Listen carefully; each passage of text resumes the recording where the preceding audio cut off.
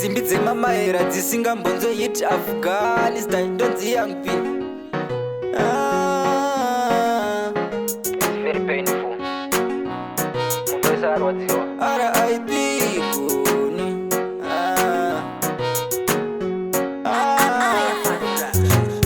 Rufu asichinaiko iwe rufu asichinaiko taiti tichafara tichaita mabiko R.I.P. Kuni. Iwe rufu asichinaiko ndaiti tichafara tichaita mabiko R.I.P. Kuni.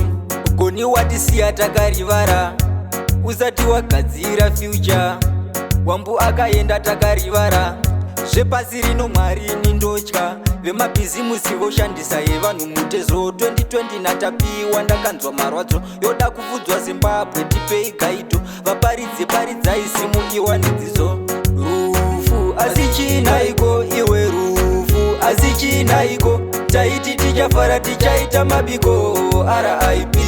Kuni. Iwe rufu asichinaiko ndaiti tichafara tichaita mabiko R.I.P. Kuni. Patarisiro yedu watidira mabvu aizikanwa nekutamba nhabvu. I'm very sorry kumugova squad tese tichaenda ndo yedu road kana zvichibvira toita mariverse deal wotichaja mari tobhadhara bill atiri kuchema Kuniwe rest in peace Kuniwe rufu asichinaiko iwe rufu asichinaiko taiti tichafara tichaita mabiko R.I.P. Kuni. Iwe rufu asichinaiko ndaiti tichafara tichaita mabiko R.I.P.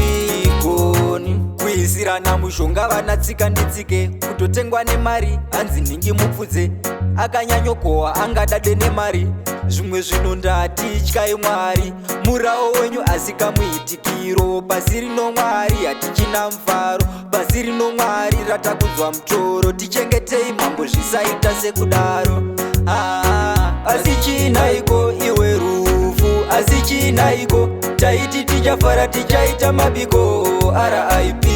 Kuni. Iwe rufu asichinaiko ndaiti tichafara tichaita mabiko R.I.P. Kuni.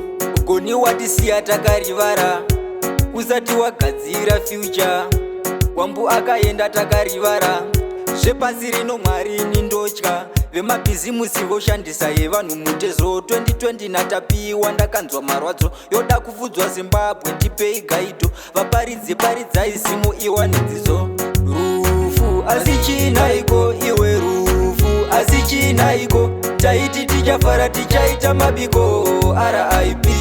Kuni. Iwe rufu asichinaiko ndaiti tichafara tichaita mabiko R.I.P.